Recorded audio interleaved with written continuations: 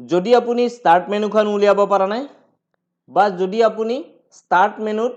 আপুনি বিচৰা প্ৰগ্ৰামটো বিচাৰি পোৱা নাই তেতিয়া হলে উইন্ডোজ R ব্যৱহাৰ কৰি উইন্ডোজ R মই প্ৰেছ কৰি দিছো চাওক ৰান কমান্ড উইন্ডোখন আহি গৈছে এই ৰান কমান্ড উইন্ডোৰ জৰিয়তে আপুনি কেনেকৈ এটা প্ৰগ্ৰাম অন কৰিব আজি এই ভিডিওটোত দেখুৱাবলৈ ওলাইছো নিশ্চয় আমাৰ এই ভিডিওটো আপোনালোকে ভাল পাব গতিকে সম্পূৰ্ণ শেষলৈকে ভিডিওটো চাই থাকিব বুলি আশা কৰিলো আপুনি যদি ওয়াৰ্ড প্ৰগ্ৰামটো ওপেন কৰিব লাগে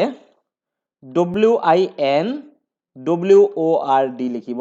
তাৰ পিছত এন্টাৰ প্ৰেছ কৰি দিয়ক মাইক্ৰসফট ওয়াৰ্ডটো ওপেন হৈ গৈছে এবাৰ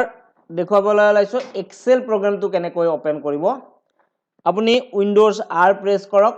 ৰান কমান্ড উইন্ডোখন ওপেন হৈ যাব এতিয়া এক্সেল লিখক EXCEL এন্টাৰ প্ৰেছ কৰি দিয়ক এক্সেল প্ৰগ্ৰামটো অন হৈ যাব এবাৰ চাই থাকক পাৱাৰ পইণ্ট কেনেকৈ ওপেন কৰিব উইন্ডোজ R প্ৰেছ কৰক এই ৰান কমান্ড উইন্ডোখন দেখা পাব আৰু তেতিয়া POWER পাৱাৰ লিখিব আৰু PNT লিখিব পাৱাৰ পইণ্ট নিলিখিব পাৱাৰ PNT লিখিব তাৰ পিছত এন্টাৰ প্ৰেছ কৰক পাৱাৰ পইণ্ট প্ৰগ্ৰামটো ওপেন হৈ যাব এইবাৰ আন এক ধৰণে এই প্ৰগ্ৰাম কেটা কেনেকৈ ওপেন কৰিব পাৰি দেখুৱাবলৈ ওলাইছো চাই থাকিব যদি আপুনি ষ্টাৰ্ট মেনুত আপুনি বিচৰা প্ৰগ্ৰামটো পোৱা নাই তেতিয়া হলে আপুনি ডেস্কটপত ৰাইট ক্লিক কৰিব আৰু নিউ অপচনলৈ গুচি যাব নিউ অপচনত গুচি যোৱাৰ পিছত ইয়াত ফল্ডাৰ ক্ৰিয়েট কৰা অপচনৰ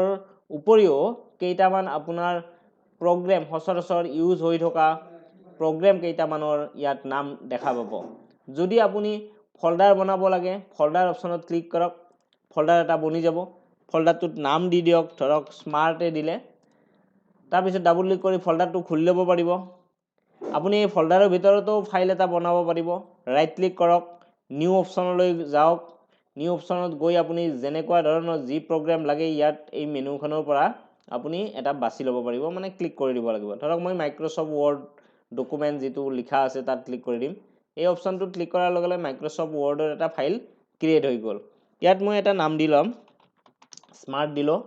তাৰ পিছত আপুনি এই আইকনটো ডাবল ক্লিক কৰক ডাবল ক্লিক কৰাৰ লগে লগে এই ফাইলটো খোলা গল ইয়াত দুটা কাম হল এটা ব্ল্যাঙ্ক ফাইল ক্ৰিয়েট হল লগতে ফাইল নেমও দিয়া গৈছে স্মাৰ্ট দিলো মই তো নিশ্চয় আপোনালোকে বুজি পাইছে যে কেনেকৈ আপুনি